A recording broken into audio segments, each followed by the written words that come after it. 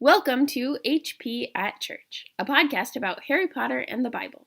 I'm Pastor Emily, and I use pronouns like they, them, their. And I'm Pastor Kay, and my pronouns are she and her.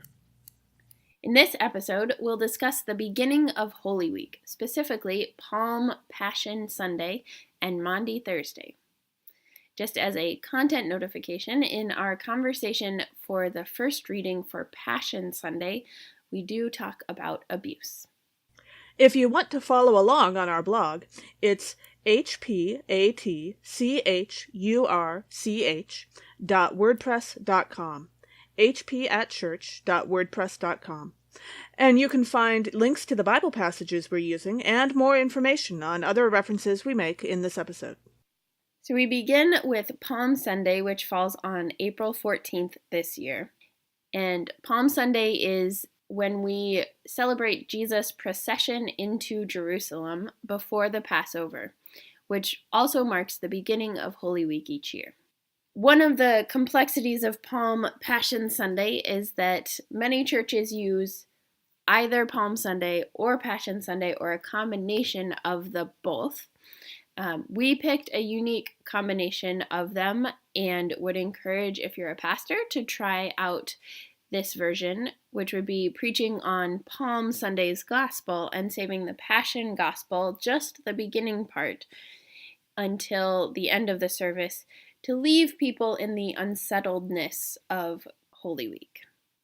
Also, people started doing Passion Sunday originally because a lot of people don't actually show up for Maundy Thursday or Good Friday, and so skipping from a triumphal entry into Jerusalem directly to the resurrection leaves out a pretty important part of Holy Week. And so pastors have been adding Passion Sunday into the mix for Palm Sunday.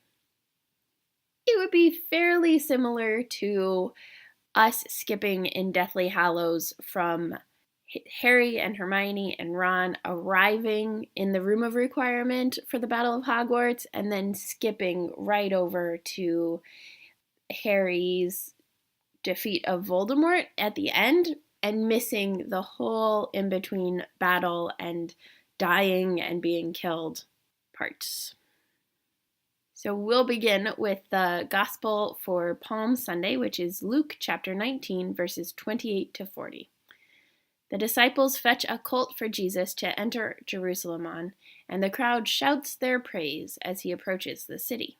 So one of the things that I really appreciate about Palm Sunday and Jesus' triumphal entry into Jerusalem is actually the way that it mocks the powers that currently exist in that culture. So thinking about this from like a street theater, pedagogy of the oppressed type of perspective, Jesus is coming in on a donkey with people lauding him and praising him at the same time that from the other end of Jerusalem, Pilate is coming in with a big military procession. And so it's this mocking of Pilate's power and being like, oh, I'm so important, which is one of the interpretations of Palm Sunday that I absolutely love and reminds me of the Weasley twins, who are so good at that, both in their invention of you-know-poo in the days of Voldemort and people still being afraid of you-know-who, and also even in Chamber of Secrets when people think that Harry is the heir of Slytherin, and so they process down the hallways in front of Harry and say, "Make way for the heir of Slytherin, seriously evil wizard coming through." And they get scolded by Percy, but Harry actually loves it because it really points to the ridiculousness of Harry being the heir of Slytherin, just as Jesus coming in on a colt to great praise points to the ridiculousness of Pilate and his power. In the gospel itself, in verses 30 and 31, Jesus gives the instructions to the disciples of what to do, right? And they're really clear and direct. Go into the village ahead of you. As you enter, you will find there tied there a colt that has never been ridden. Untie it and bring it here.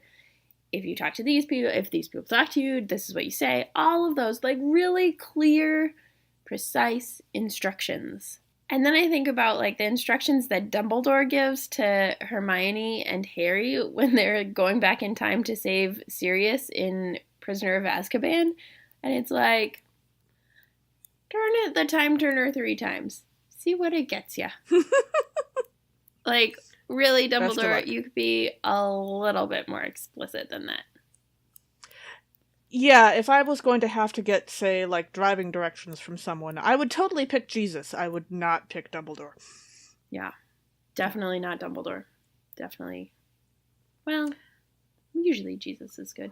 Although Dumbledore does have that birthmark Map on his London. knee. That's the map of the London Underground. So I wouldn't pick Dumbledore to give me the directions, but I might, like, briefly borrow his knee.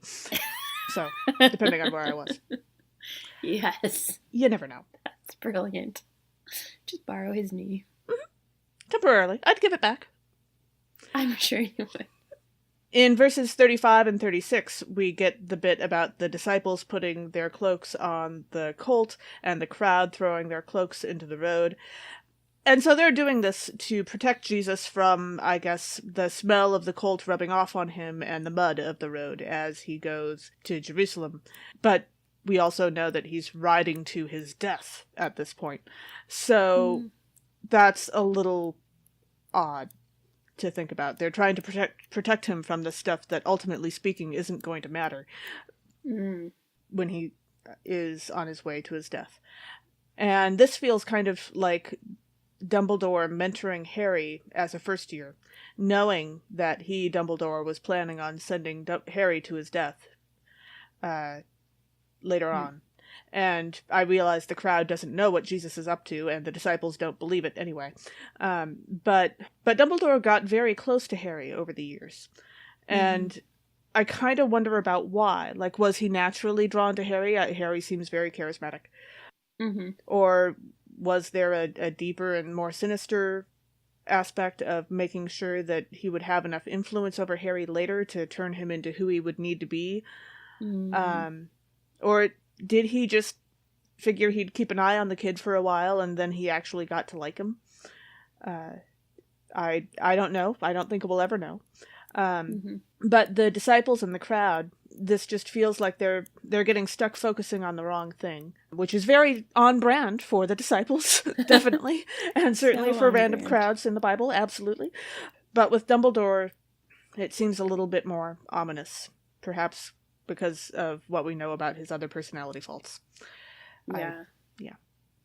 That's interesting. I hadn't thought about that because he really does seem to care for Harry. He has so much of a stronger relationship with Harry than he does with the rest of the trio. Like, if you were just saying, oh, Harry keeps getting involved in all of this stuff that Dumbledore happens to also be involved in, he would have the same relationship with Hermione, definitely, and at least somewhat with Ron, and he really doesn't. Yeah, that's a good contrast to think about. In verse 37 and 38, the whole crowd is like praising Jesus and praising God. It reminded me of like the 2 places in the books where there's really like somebody being just like praised to the point of worship is Lockhart when he introduces himself to the Defense Against the Dark Arts classes, which is kind of hilarious because he's literally the one who's like praising / worshiping himself. But then also the Creevy brothers, especially Colin in his first year, the way that he interacts with Harry and just like worships the ground that Harry walks on. Awkward. But that, right, like the awkwardness of that. I feel like. In verse 40, we get the line of, if these people were silent, then the stones would shout out. And I wonder, what would the stones of Hogwarts say if they could talk? They've seen hundreds of years worth of wizarding history. Is it as repetitive as Muggle history is? It's clear from Professor Binns that it's just as difficult in the wizarding world to get to hear the real story of what actually happened as it is in the Muggle world. Because the victors tell the story. Yeah, all those goblin rebellions. Gee, I wonder if there was a reason for them. So I kind of like to imagine what a trained cultural anthropologist could do to the history curriculum at Hogwarts. That would be a lot of fun. How similar are the people who we meet in Harry Potter to the founders of Hogwarts? hundreds of years before them. I mean, from what we know, they apparently dress very similarly. Mm-hmm. And a lot of their lives are actually pretty similar. They still use parchment and quill and so on. Mm-hmm. How many of these arguments have happened before? How many of the fights have? What would be different in the Harry Potter world if they taught their history differently? If they had true historians instead of just Professor Binns? Yeah, and if they had goblins come in to talk about goblin history. And are there true historians in the Harry Potter universe? And Professor Binns teaching history is the equivalent of the incredibly conservative and outdated and frankly inaccurate history textbooks used in a lot of American public schools. Yeah, I actually think that it's that latter one, right? I think it's a kind of intentional thing, and there's a bunch of like fan theories around it, right? But sure, that it's intentional that Binns makes history class so boring. I mean, at one point, Harry even says he listened just enough to know that if it were anybody else, it would be interesting. Yes. But if you can bore people into just copying the notes and the dates, then they won't think critically about it. They won't question why it was happening and why it went the way it went. And yeah I think that's why Binns stays on. And maybe that's why he like becomes a ghost, because he's like, there's some part of him that's conflicted or that is like hung up on the way that history is taught at Hogwarts, either for better or for worse. Sure. I don't know. Yeah. I could see that.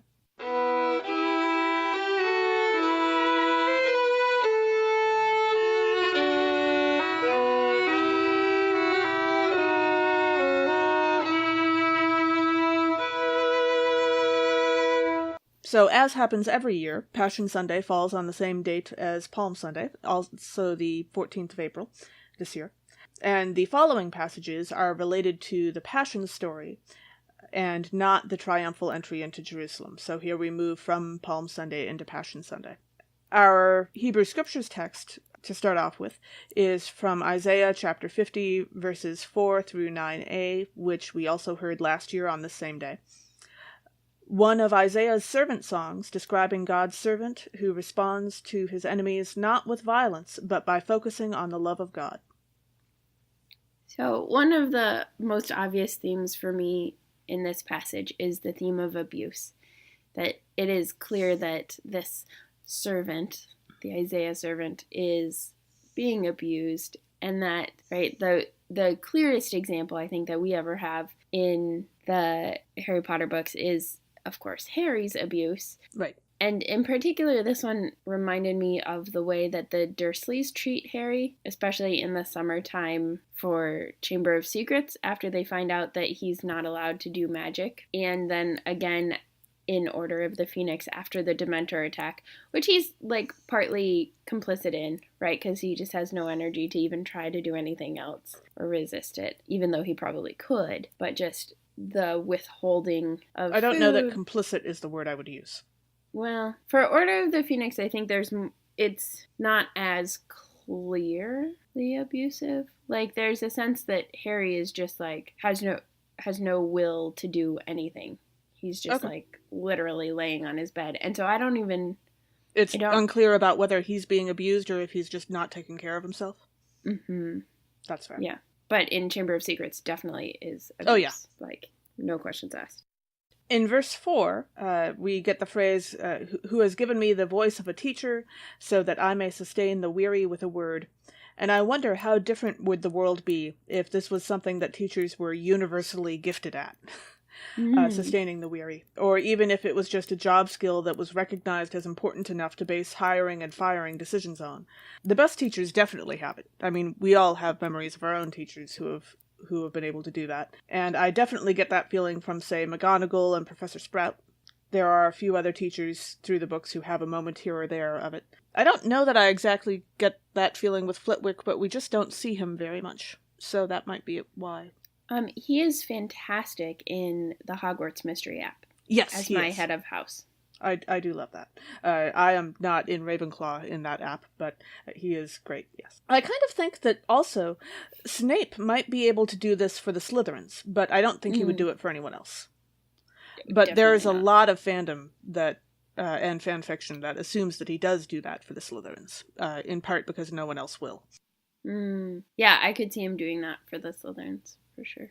In verse 6, when we hear, I gave my back to those who struck me and my cheek to those who pulled out the beard, it really feels like the opposite of what Harry does. I know a lot of the times people want to make Harry into Jesus, and there's definite limitations about that, but this really feels like a contrast, at least in the Goblet of Fire, right? When Harry and Voldemort are battling in the graveyard, and it's just the two of them, because the Death Eaters are, like, told to stand back. And Harry's behind a gravestone and, like, feeling afraid, and it feels like the end, and Voldemort makes a comment about his dad, and Harry goes, okay, I'm going to stand up and face this head on and be brave like my dad.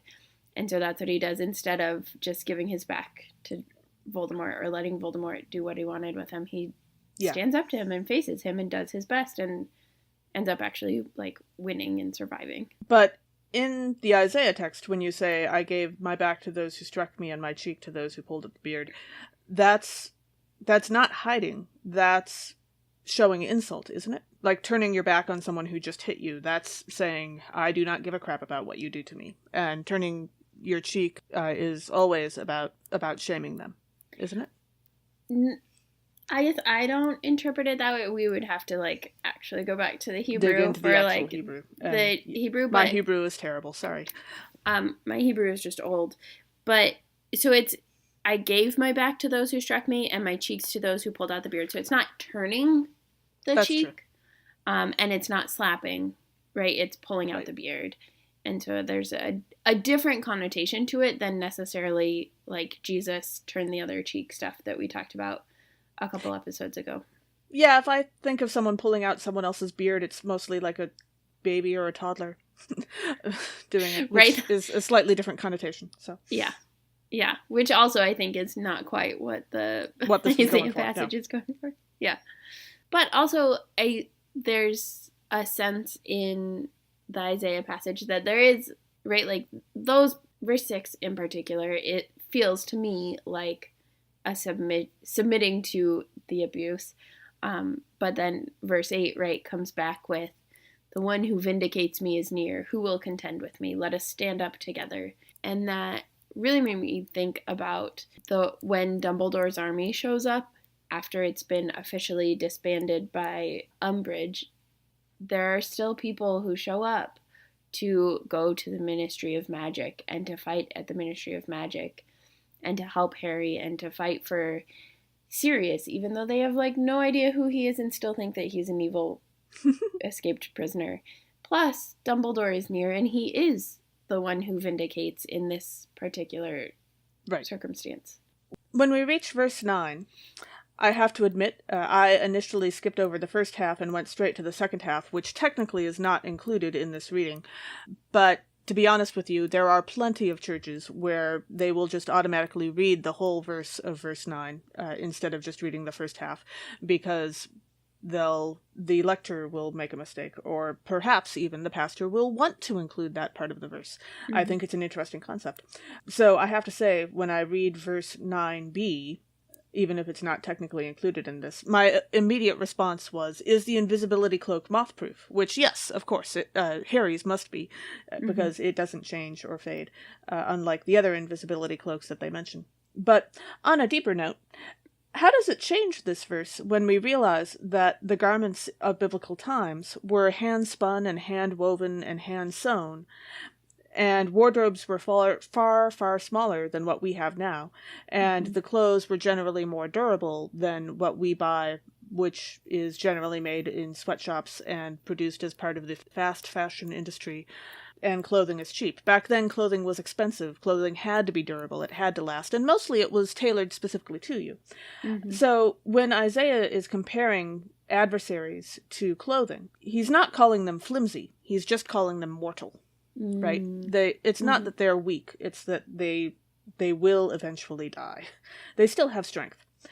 And Voldemort had done unimaginable things to himself, but was still mortal. Nicholas Flamel was still mortal.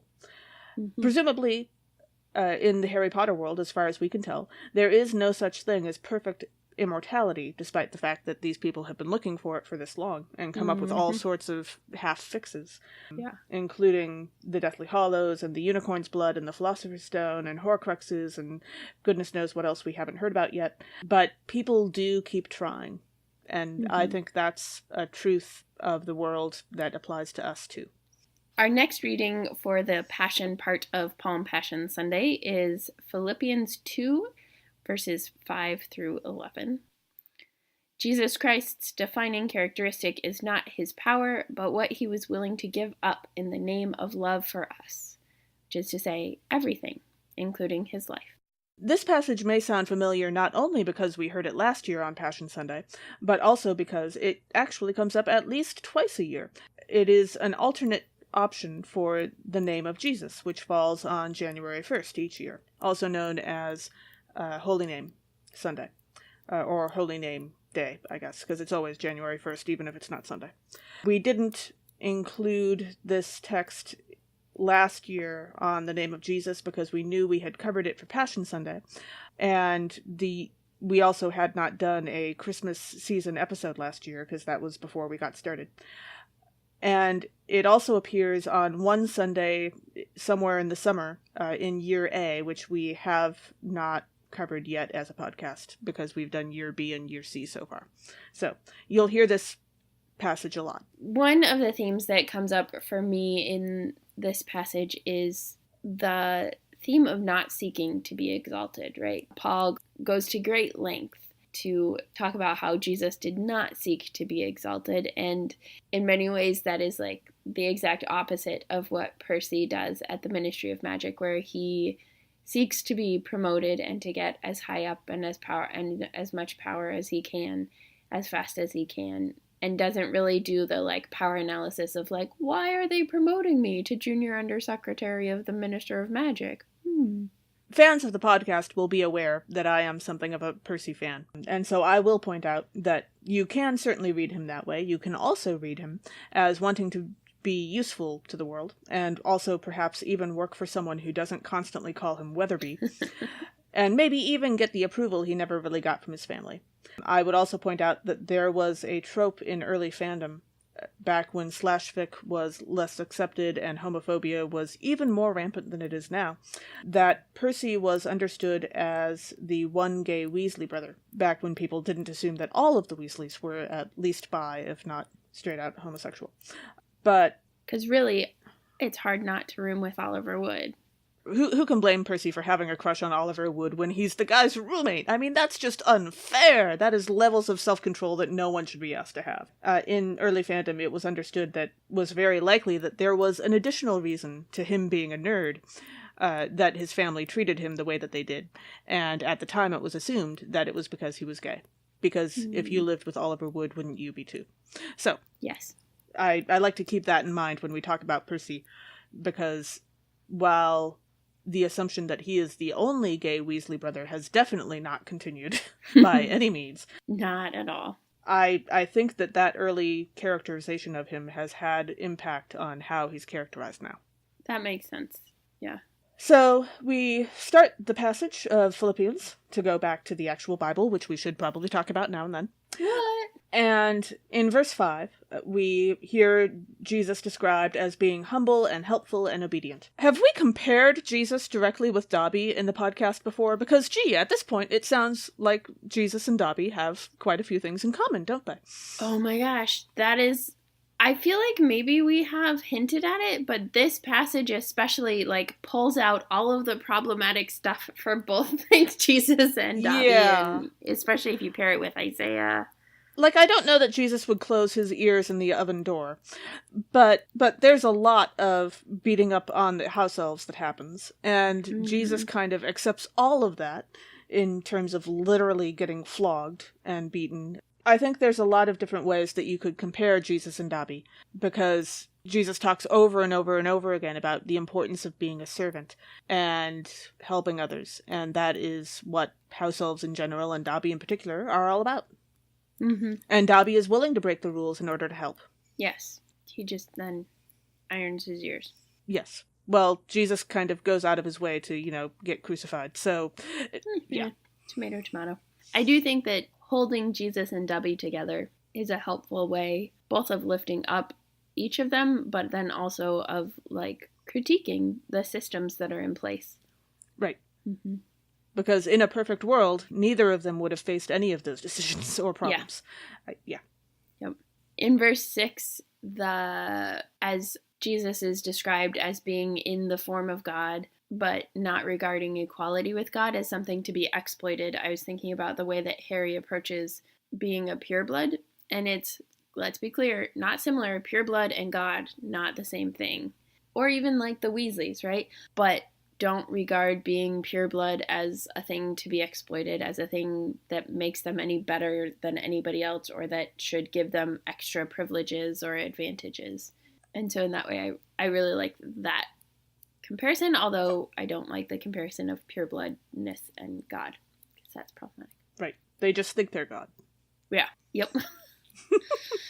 I also noticed when we hear that Jesus became obedient to the point of death, this is very much Aberforth's critique of Harry in Deathly Hallows, when Harry is still maintaining his allegiance and loyalty and obedience to Albus. And Aberforth is like, what did he do? Did he give you like a nice easy thing? Did he tell you to run and save yourself? No, he gave you an impossible task? That's fascinating. It's like snarky Aberforth is maybe my favorite. Yeah, I'm sure he's just good friends with all those goats. I think that's a way of discrediting him. Yes. Also, when I was reading verse 8, the person that came to mind for me was McGonagall. Because she seems very obedient in ways that we don't really see in other people, because she's a very powerful witch in her own right, as we can tell. Mm-hmm. She has a strong personality. She has oodles of leadership qualities. Like, if I was in a room that was full of a crowd of people and I had the choice between listening to Albus or listening to McGonagall. Yeah, and that's not like an educated choice that I would make having read the books. Like, if I was thrown into a room with a bunch of people and I'd never met any of these people before, I have to say I think I would automatically listen to McGonagall more, just because possibly in my family she's exactly the kind of person I've been taught to pay attention to. She reminds me of several relatives. She also would just be a phenomenal head of Hogwarts. Like, yeah, infinitely better than Dumbledore. Right. But the thing is, she's this very powerful person, she's a powerful character, but we don't see as much of her as sometimes I think we should. I don't know if that's because she's female or just because we have a cast of thousands. The thing is, she's a deputy headmistress, in addition to being a head of house, in addition to being a professor. She's got a lot of stuff on her plate. She's very busy. And she's also Dumbledore's heir apparent and general substitute. Mm-hmm. Anytime Dumbledore isn't available for something, she's there. Does she have a time turner? And so I ask myself, was her obedience like Jesus's? She had a job that would have required her to be incredibly humble in some ways, because she has all of this power and ability, but she can't really claim that the buck stops with her for anything. She doesn't get the final say, the final authority for really almost anything at all, except as regards being head of house for Gryffindor, and that's it. Mm-hmm. You know what she is? She's the equivalent of an associate pastor at a church. Ooh. Like a really, really capable, competent associate pastor who's been doing this for years and yet is still technically beneath the senior. Even though she's more qualified And anytime she shows up, people will automatically say, "Where's Dumbledore?" instead of saying, "Oh, yay, we got McGonagall, who's so brilliant," which is what she deserves. Yeah. I was actually thinking about that, and I was like, this is gender-based work struggles in a nutshell. Is McGonagall. Like, yes. All of this invisible I do work, know associate male pastors who have the same issue of they show up and people automatically say, "Where's the senior pastor?" even though they're capable in their own right. Yes, and I think there's a particular way that it's that gender and expressed. Yeah, exacerbates it. Yeah. But so she seems ideally placed to get stuck cleaning up other people's messes as part of her job and not getting credit for it. And so when we don't see her that much in the books, in my head, she is always in the background putting out all the fires that Dumbledore doesn't have time to deal with. Yeah. So that's kind of how I answer why we don't see her as much as you would hope. That makes sense. I can't help but name whenever we hear about knees bending, and verse 10 has in so that at the name of Jesus every knee should bend in heaven and on earth and under the earth. I always will think of Lord of the Rings: Return of the King at the very end. Spoilers. At Aragorn's coronation, when he reaches the hobbits and they bow to him, and then he says, "My friends," and they look up, and he continues, "You bow to no one," and then bows to them, and I love it.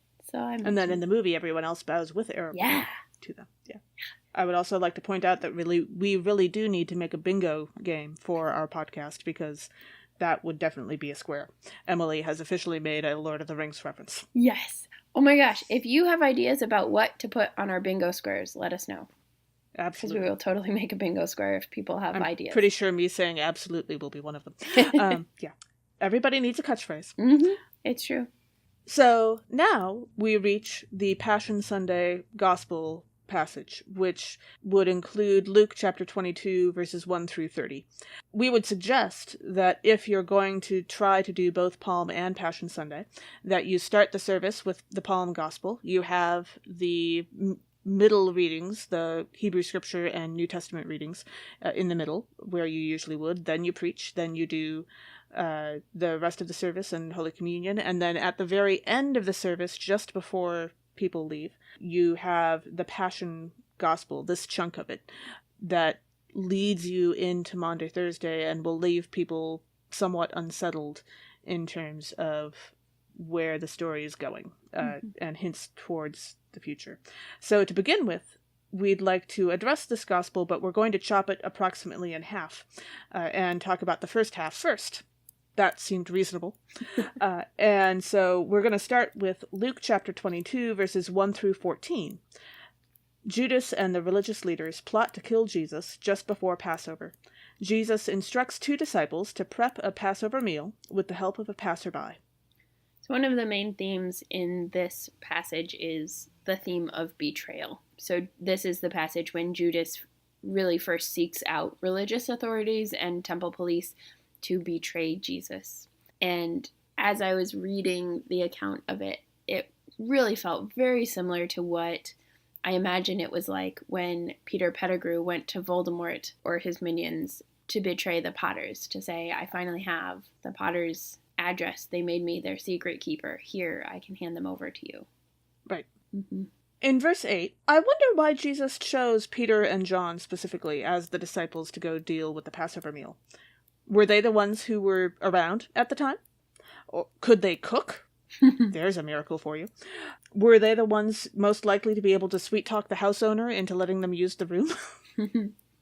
I kind of like that idea. And that makes me ask myself, is Harry Potter good at picking people to ask for help for useful reasons, like, say, being able to cook or being able to sweet-talk people?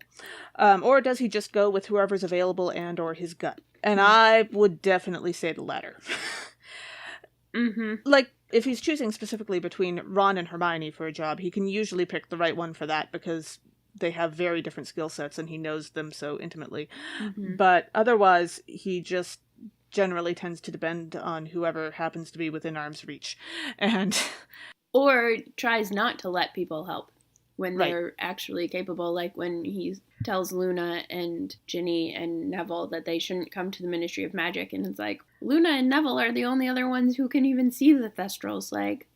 Yeah, really? And for that matter, Ginny has that fabulous moment of reminding him, gee, it's not like you knew anyone else who was possessed by the Dark Lord.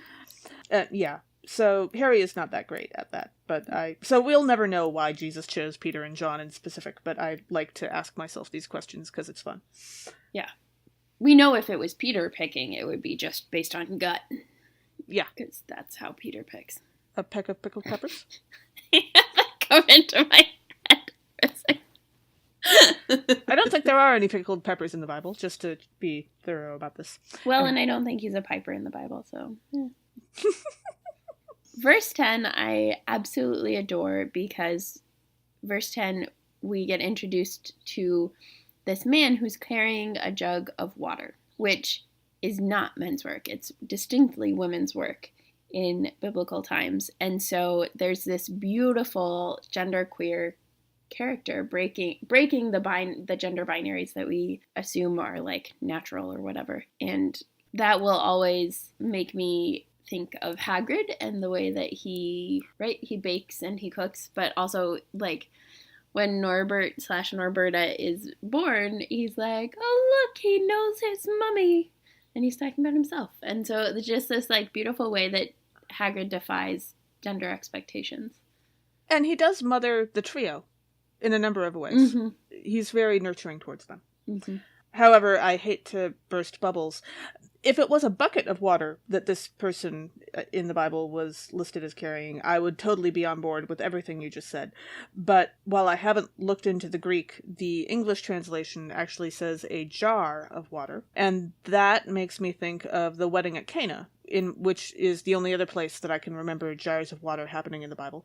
And in that case, those are enormous 30-plus gallon jars that are filled with water used for ritual cleansing, which, if it's about to be Passover, it would make sense for this guy to be carrying water for ritual cleansing. And a jar that holds 30 gallons or more would weigh at least 250 pounds, if a gallon of water weighs 8 1/3 pounds. So I kind of doubt that women carried the jars of water used for ritual cleansing. I would also add on to that women were considered ritually unclean for about a quarter of their lives, if not more. And so they would also be unlikely to carry the ritual cleansing water for that reason. Right, but it's not explicit that it's a jar for ritual cleansing. It could go either way. Yeah. So, yeah, but if you're going to base part of how you talk about this passage on what that water was for, then keep in mind we're not actually clear on what that is. Yeah, I don't know what that, like, I am not claiming to know what the water is for. Just the act of carrying the water. But no matter what kind of water this guy was carrying, this guy was definitely just a random passerby. We don't know his name. I don't know if he's one of the people that the ancient church gave a name to. I haven't looked that up. But they never saw him again. And yet he is still necessary to the story. And this is one of those differences between how real life works and how things work in novels. Because real life doesn't have to move at the speed of plot, have people arrive at places in time for whatever is necessary to happen. And it doesn't abide by what I call the law of dramatic conservation, which is how you keep the number of necessary characters down. By, if you have a character that can do this random thing that has to happen, then have the character who already exists do it. Don't create someone new unless you really have to. Huh. So the Harry Potter stories definitely abide by both those rules. Things move at the speed of plot all the time. And there's definitely a lot of dramatic conservation because Harry only seems to know, like, 24 students and doesn't know anyone else's name, which in real life is not how that would work unless he was really introverted, and he does not seem that introverted to me. Me either. So how many people, if Harry Potter was real, if those stories were real, how many people would exist and have to be there in real life for all of this stuff to have happened, and yet they don't appear in the novels because Ms. Rowling only had so much time. Well, and that's kind of like that she says there's like thousands of students at Hogwarts, but really there's only 280. Based on, assuming that everybody had the same number in their house per year. Yeah. Right, which seems weird, but that also seems like the thing that she's sticking with. Like she could have easily said the 5 students per dorm. Well, people have done the math. Fluke. And it kind of works both ways, and if you assume that it's a post First World War population crash, it does. So people have done all the math. Right, I'm but not like going into it because I think J.K. Rowling actually has stuck by. No, it's always 5 people per dorm. Which is just ridiculous. Where do you put the extra? I don't. Yeah. But we never claimed she was good at math. So right, we claim that she's like your average British witch who stopped taking math at the age of like 10. But to go back to the Bible, as we like to do now and then, we have had people like this passerby in our own lives. People who come in, do something necessary, gets us to the next step, and we never see them again. And they are gone. And that is it. I mean, presumably they still exist, and like they don't die immediately after we no longer see them, because that would be both depressing and also solipsistic of us. But I don't think that we acknowledge the fact that apparently random people come in and out of our lives and do all sorts of necessary and good things for us. And that's just as true in the Bible as it is for us now. Mm-hmm. And it's extraordinary what a brief encounter with a total stranger can do for you. And I think we all have a few stories like that. Yes, definitely. And that brief encounter, in this case, leads to the room of requirement, which is to say it is a large, already furnished room. All that's left is to add the food, which, thanks to our knowledge of the exemptions from Gamp's elemental laws of transfiguration, we know that you have to add the actual food. And so it really feels like this is the room of requirement. Like, already prepared, ready for them, just add food and people. Done.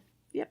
The next part of our gospel that we're suggesting for Passion Sunday is Luke chapter 22, verses 14 to 30. Jesus eats the Last Supper with the apostles and announces that one of them will betray him.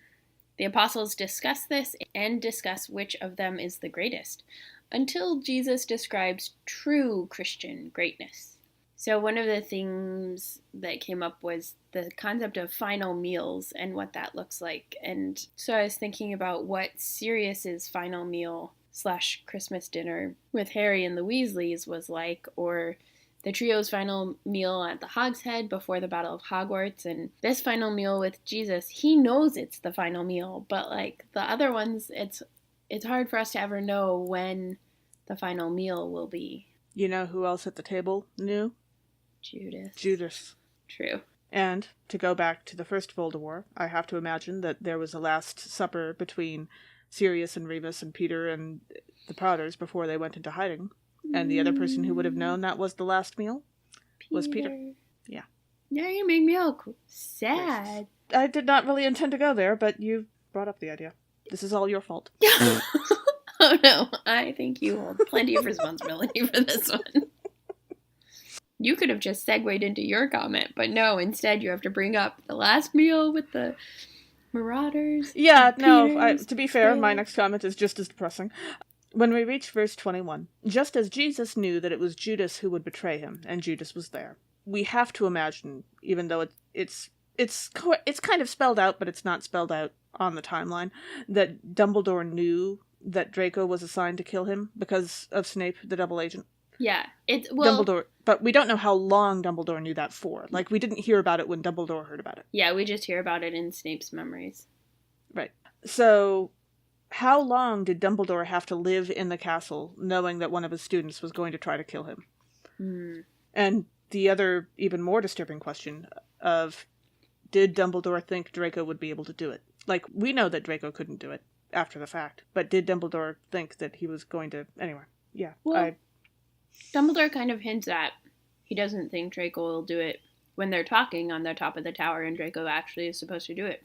Like, he names the ways that Draco has tried, and he's like, at least in the movies, he's like, I just can't help but wonder if your heart is really in it. Yeah. Which is true. Like, his heart's not in it. He doesn't want to kill Dumbledore. Not when it really comes down to it. Yeah. I mean, Harry has had a pretty terrible 6 years, but Draco's have not exactly been delightful either. Mm-hmm. So. Verse 21 and Jesus' comment that the person who will betray him, their hand is on the table, reminded me of, like, super passive-aggressive Jesus, and it's going to continue my theme of Jesus as Molly Weasley / Molly is Jesus. But when in Deathly Hallows, when they finally make it to the Burrow, and she is pissed off that the trio are going to skip school and are going to go try and find the Horcruxes. Well, she doesn't know what they're going to try and find. They're going to go off on this mission from Dumbledore, which clearly can't be as important as school to her. And so her way of dealing with it is to, like, say, okay, that's fine, but I'm sure you'll help with all of the, like, wedding preparation and stuff. And they're like, well, of course we will. And so then she gives them consistently, always, separate tasks to do so that they can never get together or plan or any of that. I also have to say that anytime passive-aggressive Jesus shows up, my first reaction is, oh look, Jesus as Midwesterner again. Hashtag Midwestern Jesus. Mm. When we reach verses 23 and 24, we hear that the conversation among those present at the table with Jesus turns from who will betray Jesus into who among us is the greatest. And when I think about how that conversation would have gone from A to B, I have to imagine that the path they took was the conversation going from who will betray Jesus to oh, that person could never betray Jesus. They are too honest. They are too perfect. They are too wonderful. They are too awesome, whatever. And then going from that into which among us is the greatest, right? That's how I see that conversation. That makes a lot more sense. I was having trouble with the like very quick jump myself. Yeah. So, yeah. I have never been part of a conversation like that which talks about, so who's going to get so-and-so killed? But I have totally been part of a conversation of, okay, so who was it that accidentally told somebody and then the news got out about this person's relationship status changing or whatever. And it always goes from who is the mole, essentially, to, no, that person could never do anything like that, to, oh, I guess that person did do that. Okay, then. Nobody's perfect. But that whole concept reminds me of Cornelius Fudge being convinced that Lucius Malfoy could never do anything bad because he is rich and also a governor of Hogwarts, and he would never do anything like that. Which just goes to prove our point that Cornelius is totally inept at his job. Well, and we're both very Lutheran, and so the concept that everyone truly is a sinner is an integral part of how we understand the universe. True. In verse 26, when Jesus kind of calls the disciples back and says, the greatest among you must become like the youngest, and the leader like one who serves, reminded me of, like, what would it have been like if Dumbledore had become like 11-year-old Harry, right? A bit self-conscious, really kind of wanting to prove himself, but like willing to risk himself way more than he's willing to risk anybody else or their safety. Constantly dressed in clothes that don't fit. Right. Well, coming from a background of being abused. Right? Like, Dumbledore would have been such a different person if he were like Harry. Actually having lived experience of, cooking breakfast for himself and others, and probably doing his own laundry. Yeah, there is a hashtag that wanders Twitter occasionally that involves people pointing out, this person has never cleaned a toilet in their life, and it shows. And Dumbledore kind of hits that for me. Whereas Harry has totally cleaned toilets, and you can tell. Oh, yeah.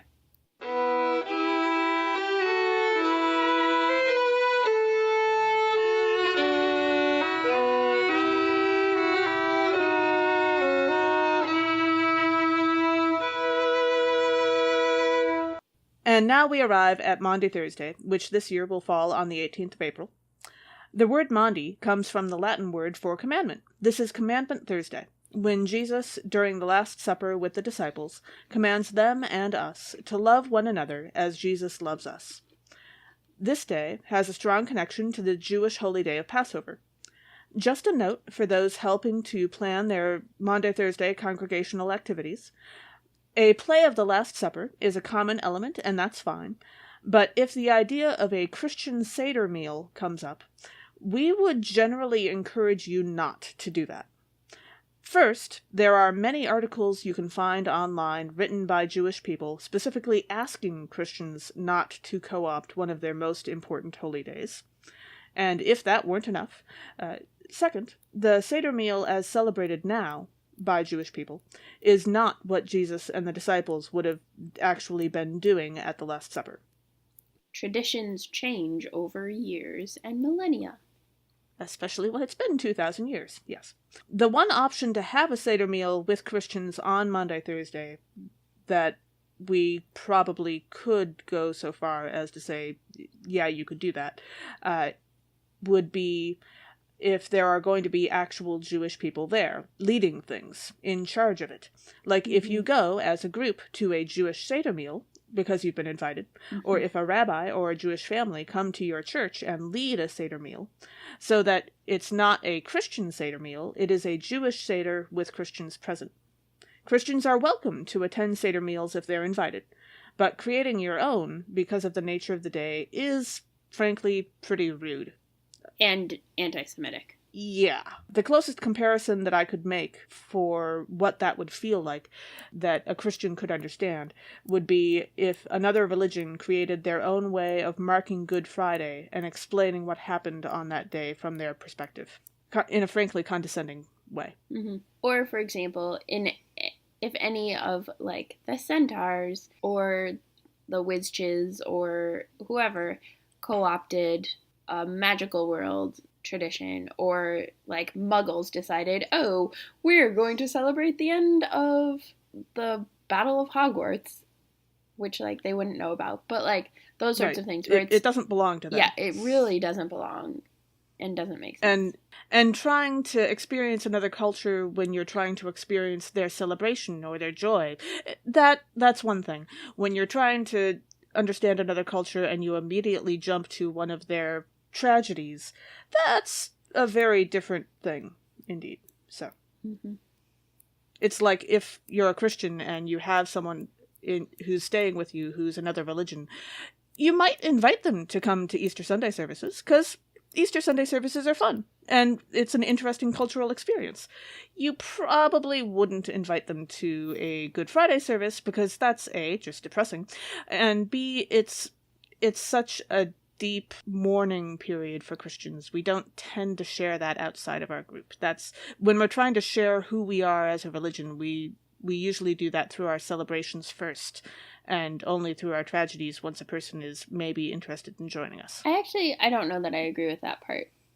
But I do think that if you were not Christian and you were visiting me on Good Friday, I think the thing here is that it would be like for Good Friday, you saying, like, if you're not a Christian, you saying, hey, I'm going to lead a Good Friday worship for you. Yeah! Right? Yeah. That's what exactly a Christian Seder is.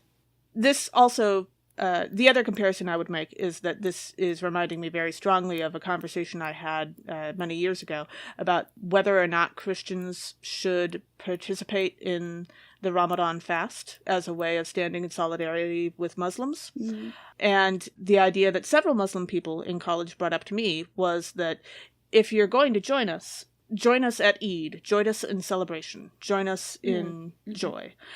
Joining us in asceticism and in mourning and an acknowledgement of, well, I mean, we'd call it sin. Ramadan is not an exact parallel for Lent, but there are similarities. Mm-hmm. That's more difficult, and that requires a much deeper level of relationship. Mm-hmm. Really. Yeah, we can hold space for Muslims as they... Yeah, like if you're Christian and you have a Muslim friend, don't eat in front of them when they can't eat in Ramadan. That's just being friendly. You know, come on. Yeah, but I've participated in Eid celebrations, and those are really lovely, and it is a good way to... But even that, you only participate when you're invited. Right, yeah. So, moving on.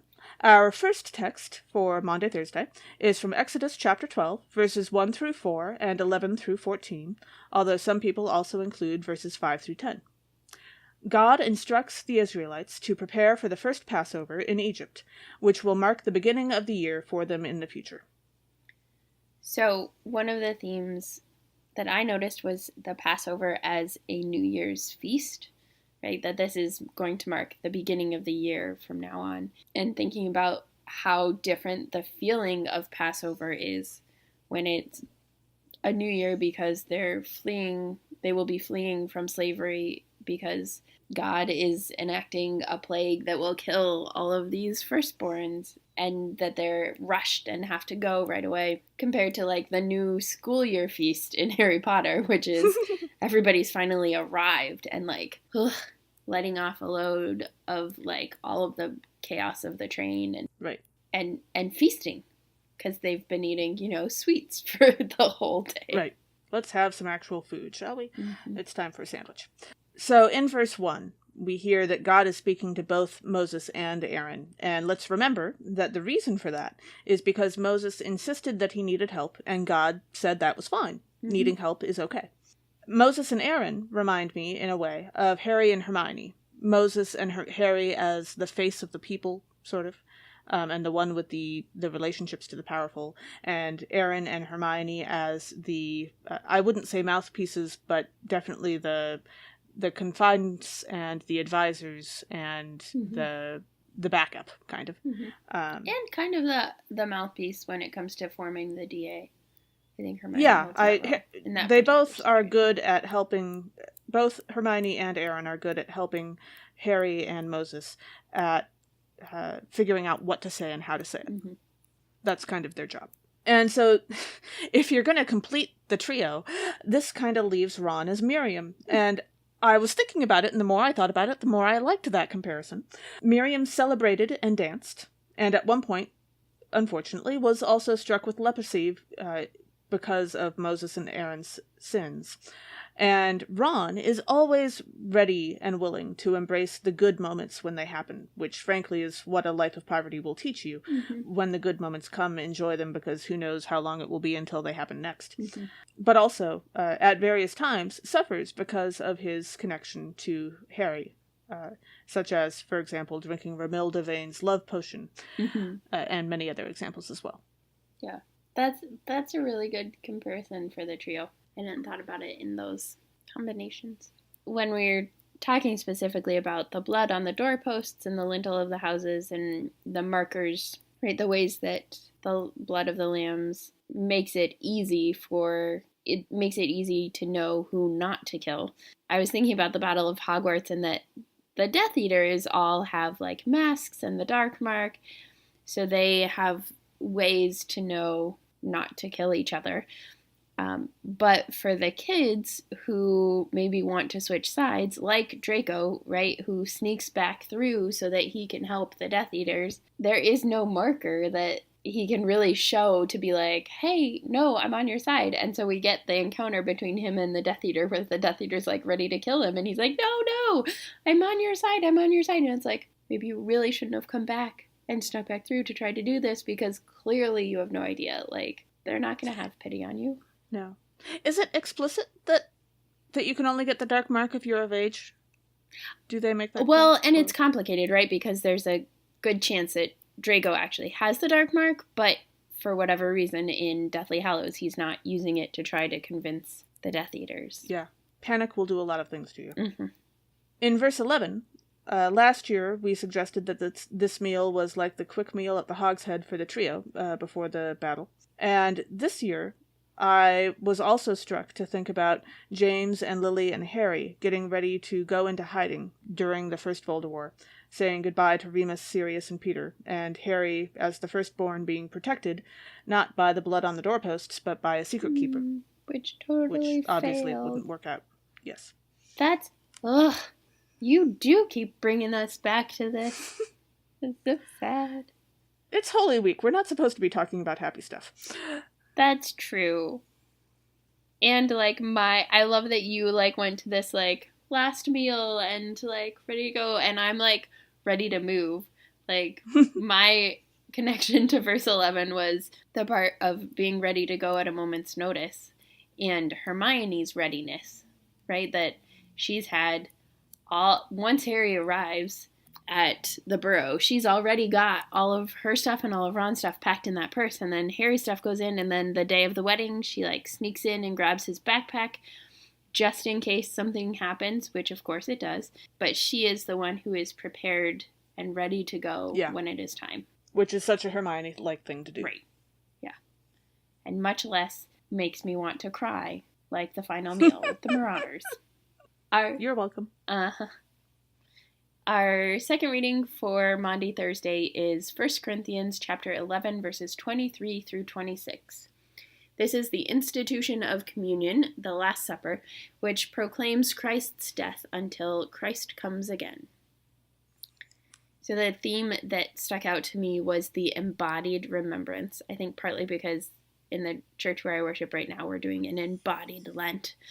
It's all about bodies. But thinking about the way that Jesus really is getting people into their bodies as he institutes communion, because it is. This is my body. This is my blood, the covenant of my blood. And thinking about Harry's remembrance of his parents via his scar before he finds out about Hogwarts and magic and the truth about how he got his scar, there's a point in the first book where it says that Harry always kind of liked his scar because it was the one connection. He had been told that he got it in the accident that killed his parents, and it was the one connection piece that he had to his parents, his embodied remembrance of them.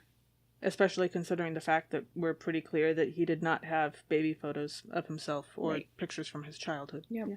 In verse 23, when I read about Jesus instituting communion, I think that there's something to the idea that while Jesus is and can be cast as the Passover lamb, the sacrifice made to save the Israelites, he's also a firstborn. Mm. And he would fit in the same bracket as those who would be killed among the Egyptians to free the Israelites. Mm. And Harry, as the boy who lived, is firmly on the side against the Death Eaters, by all means. Mm-hmm. But depending on how you understand ritual blood purity in the wizarding world, he could be considered a half-blood. His mother was Muggle-born, so does that mean he's a half-blood or does that mean he's a pure-blood? It depends on who you talk to, I guess. Mm-hmm. Like Voldemort. And he would have been welcomed among the Death Eaters if he had wanted to be, which is why Draco offered friendship in the first book. Mm-hmm. At least initially. I kind of have to imagine that if Harry had taken Draco up on that he would have gotten killed by the Death Eaters eventually, because Voldemort still would have been worried he would kill him eventually, and it would be an excellent way for Voldemort to show his power. Yeah. And of course, Harry is also a firstborn. So I think there's some stuff you could play with there. Draco, you mean? Draco is also... Harry and Draco are both firstborns. Yeah, you were talking about Harry being a firstborn, but you hadn't mentioned Draco being a firstborn yet. I hadn't thought of that, but yes, that is true. Okay, that's what I thought. Oh, that's what I thought you meant for... Okay. Yes, both Draco and Harry are firstborns. And only children. Only children are awesome. Not that I'm biased or anything. Just, a little kind of 100%. Yeah. Yeah. I'm a fan of a lot of the firstborns that I know. The only children, I mean. Whatever. I'm not an only child, and I'm not a firstborn. And I haven't had coffee. All these things are combined in this one moment. Also thinking about the remembrance and the way that Jesus, right, we hear from Paul that Jesus says, do this in remembrance of me. And for those of us who are pastors or who receive communion in a mainline Protestant denomination, semi-regularly at least, that's one of the common phrases that will come up a lot of the time, not all the time, but a lot of the time when people are presiding at communion is, do this in remembrance of me. And so then I was thinking about Dumbledore's words encouraging remembrance of him, both his help will always be given at Hogwarts to those who ask in the Chamber of Secrets when he's being hauled off by Lucius Malfoy, but also his words at the top of the astronomy tower to Harry, but then with Draco knowing that Harry is there and the last words of how he will be remembered. Right. And he knows, right? That's part of it is in those circumstances, Dumbledore knows that he's leaving Hogwarts for an unknown amount of time. But on the top of the astronomy tower, he knows that he's going to die. And he can be 99% sure it is going to be tonight. In verse 25, the new covenant is referenced between God and humanity. And besides the Gospels, which this verse is referencing, the only place that the phrase new covenant is mentioned elsewhere in the Bible is Jeremiah chapter 31, verses 31 through 34, when God says that God will write God's words on the hearts of God's people and forgive them and forget their sin. And this is what communion does and what it's about. And I wonder, in the Harry Potter books, on how many people's hearts the second Voldemort wrote peace and Muggle-born equality and the dangers of pureblood elitism, and how much forgiveness happened in the aftermath of all that between both sides. Yeah, that's hard because there's a lot, right? A lot happened to divide them, and a lot of pain and violence and power. And we only see the very beginning of that 11 years later. No, more than 11 years later in the epilogue, 19 years later in the epilogue, when Harry and Draco share a nod. Mm-hmm. And that's just a nod, right? Right. It's like him and Dudley having a handshake. Mm-hmm. And Draco and Harry are actually further apart than Harry and Dudley, because Harry and Dudley just had, a few years of childhood put between them, and Harry and Draco have this whole, house rivalry / Death Eater / all the rest of stuff between them. Mm-hmm. So yeah. Although Cursed Child also does a lot to bring them back together, but that only kind of counts as Harry Potter. I also was thinking about in verse 26, right, that do this, and in this way you will proclaim the Lord's death until he comes, and wondering if that proclamation of death, right, and the ways that I think particularly as pastors we're aware of this in our work around with people who die and who are dying and funerals and burying people, right, that there is there is something about being willing to face and acknowledge death, or even to proclaim death, that keeps it from being so powerful or so controlling, maybe. Right? Like Voldemort and the fear-based. Yeah, Voldemort and the Death Eaters are afraid of death, and they deny death, and it completely controls all of their choices and what they're doing. Yeah. Like, yes, they're enacting terrible things against Muggleborns and Muggles, but a huge part of that is all out of fear of dying and an unwillingness and an inability to actually confront that reality.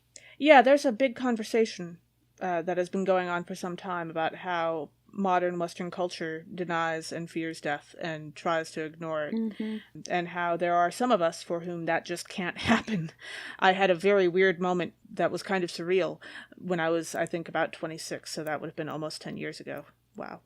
When I realized that, unlike the entire rest of my age cohort, aside from people in my profession or similar professions, I was not violently uncomfortable when around a dead body. It genuinely, it was just not an issue for me. And that is deeply frickin' weird in our culture, especially for someone of that age group. So, that's a big part of it. When I found in my own family, I'm a lot more likely to engage in conversation around death and spirituality connected to death as well than anyone else in my family. I wouldn't quite say that about mine, because my family tends, and my in-laws and my extended family, there are a lot of conversations about, oh, is that person dead yet? No, that person didn't die, right? No, it was their brother. Okay. That just happens all the time. I don't know why. But, yeah. Well, I guess I'm also not talking about, like, the casual mentioning of death. Like, I think that sometimes is more... a deeper conversation. Right, but a deeper conversation. And, right, I'm the one who... Sometimes we joke about, like, me being the designated funeral attendee. Like, I show up at funerals for family members and for friends' families, and right, like, I show up because I know how much it matters, and I know how important it is to be present in those spaces in particular. And if people like us have a friend who is violently uncomfortable at funerals, but they have to go, sometimes we get asked to go with them just to help. Yeah. Our gospel reading for Maundy Thursday is from John 13, verses 1 through 17 and 31b through 35. Although some places may include the missing verses in that too. Jesus washes his disciples' feet, the duty of a slave, and commands them to love as he has loved them. One of the most obvious themes for me in this passage is power in service. And we talked about it a little bit in the last text with Dumbledore and Harry, but this in particular, because it is Jesus literally doing what a slave is supposed to do. Yeah. I was wondering about what it would be like if Dumbledore became like a house elf, right? If he's... That would be a very weird spell, but okay. Yeah, but like if he's making the food and cleaning the clothes and like there's no... Cleaning the toilets. There's no way he does that. No. But and the house elves, and Dubby in particular, they're never given the credit for their role. They're powerful, right? Like, without them... We don't even see the students thank them, really. Aside from, like, if you go down to the kitchens, you say thank you, but that's about it. Yeah, because they're supposed to be invisible, and... Right. But, like, without them, nothing functions. There have been a couple more recent conversations on Facebook about, like, folks who clean hotel rooms and the ways that hotels like try to suppress their hours by like if you have a like do not disturb thing up, it actually like they don't get paid. They get paid by how many rooms they clean, not by how many rooms total. And so if you have a do not disturb thing, you're actually like keeping them from making the money that they like maybe need and stuff. But the reality is also that without them, hotels don't function. There's no way a hotel can function without all of the people cleaning it. But I don't know if you ever read them, or if you were a fan of the games. In the early 90s, there was a series of computer games that started with Myst and then moved on to Ribbon and several others. They were atmospheric puzzle games. I'm very fond of them. But eventually, one of the guys who wrote a lot of the games wrote a couple of novels related to them.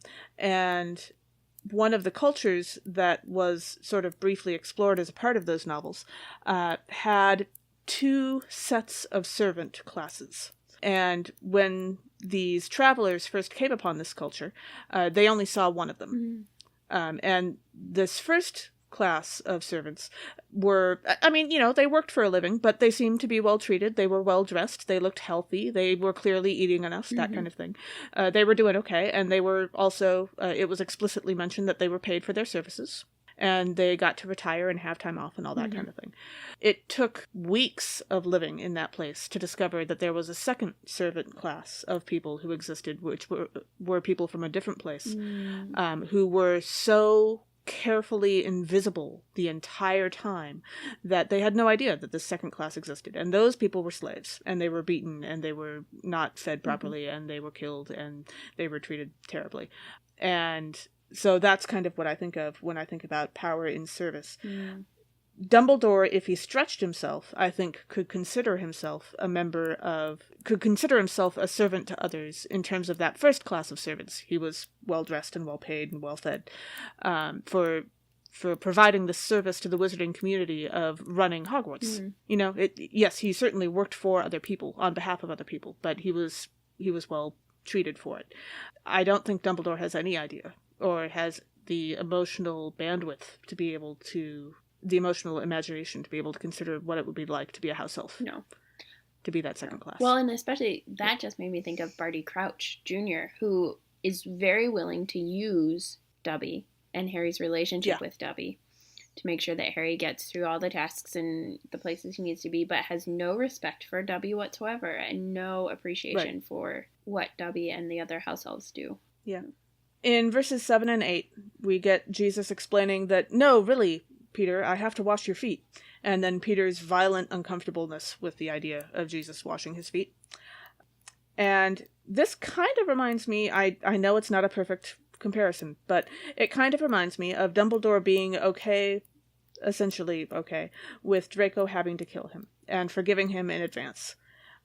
Only, of course, Peter's agreed to be washed, and then Draco refused to kill Dumbledore. It's not perfect, like I said. But Dumbledore was willing to lower himself to be killed. He's Supreme Mugwump, he's Headmaster, he's Master of the Elder Wand, he's Defeater of Grindelwald, he's got all this stuff, all this power.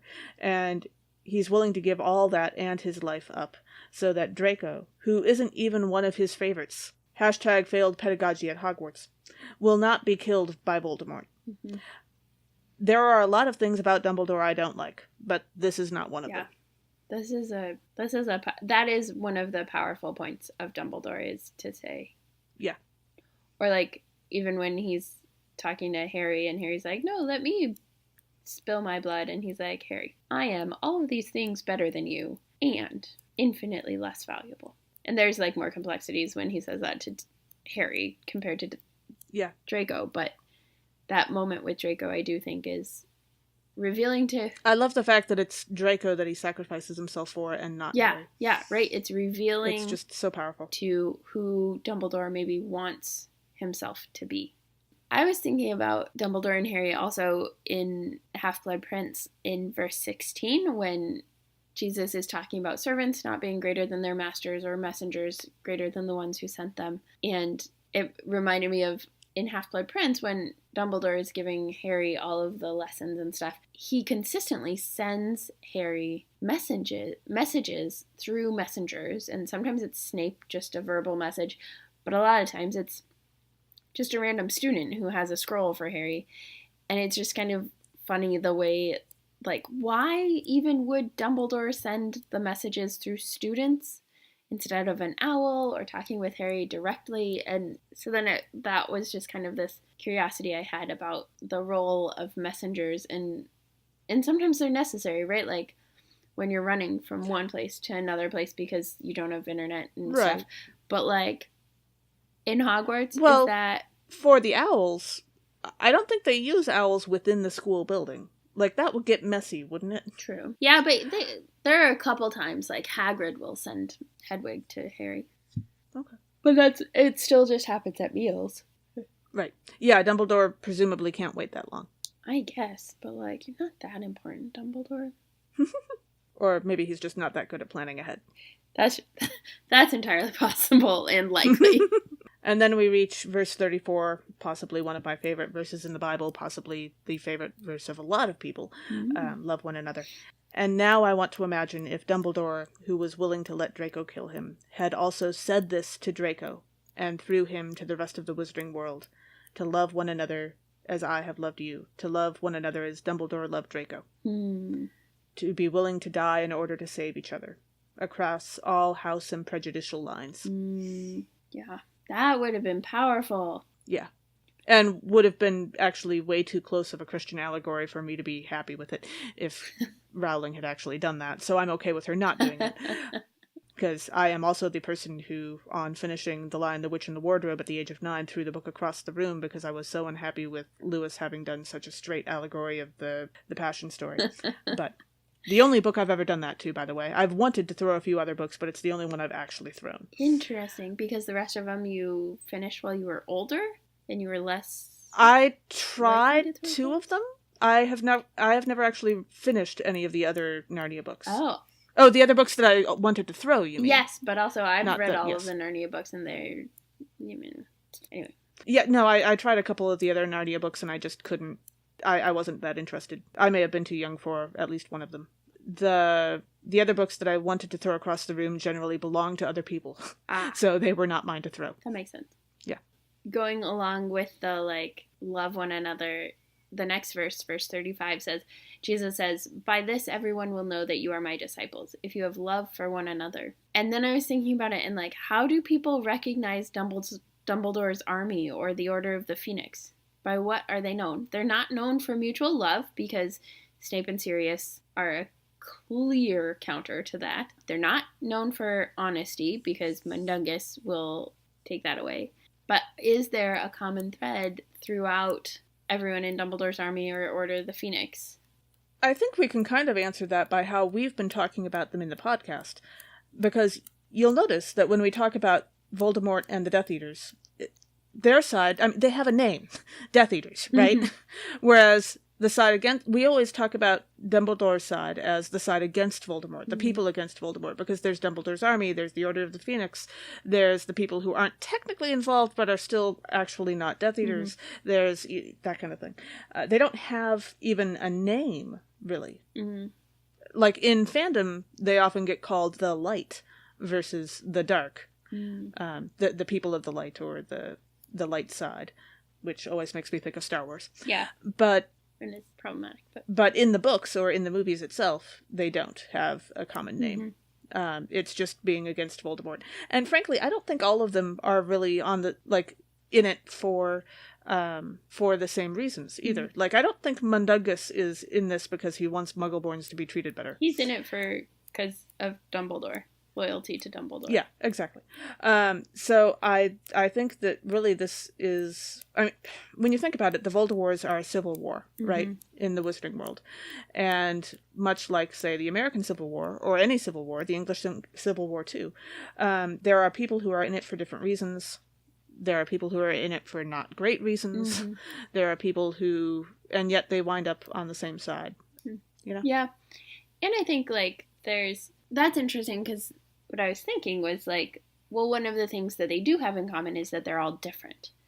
There's a lot more diversity in Dumbledore's army and Order of the Phoenix and the folks against Voldemort. But I don't know that everyone... well, I know that not everyone agrees on that diversity, right? There's still a lot of prejudice against werewolves, even though Remus is one of the people fighting against Voldemort. And there are a few people who make comments about Muggleborns that are, "Oh, I'm so surprised that you're so intelligent and capable." Slughorn, yeah. And that is something that doesn't get addressed in the aftermath of the Voldemorts. They don't actually go through and address all of that stuff. And so then in Cursed Child and other stuff, they haven't changed the systems of power and the structures that put everything problematically in place. Yep. Thanks for joining us for this episode. Catch our next episode when we will be re-releasing last year's Good Friday episode, plus putting it up on YouTube for you. The readings on Good Friday are the same every year, and so this year, particularly, we decided to re-release so that we can get it up on YouTube for you and so that we can have a little bit of time to breathe. Hashtag labor of love. Free love. Well, I'm married, so no. But well, not that kind of free love. Still like love that doesn't get paid. Yes. I am a child of a hippie. There's just going to be some automatic associations for that phrase for me. So, hi, Mom. This podcast has been produced by us, Kay Roloff and Emily Ewing. For more fun, check us out on Twitter, Facebook, and WordPress, all at HPATCHURCH, HP at Church. Or contact us at hpatchurch@gmail.com. This season, we're also putting our episodes on YouTube, where you can listen and see subtitles, so make sure you let your friends know and search for us. Also, if you like what you've heard, rate us or leave us a review on iTunes, Facebook, or wherever you catch your podcasts. If you appreciate what we do or want to be able to go back and listen to older episodes or get actual transcripts of the podcasts, consider supporting us on Patreon at patreon.com/HPATCHURCH. As the ancient Christians said, Pax vobiscum.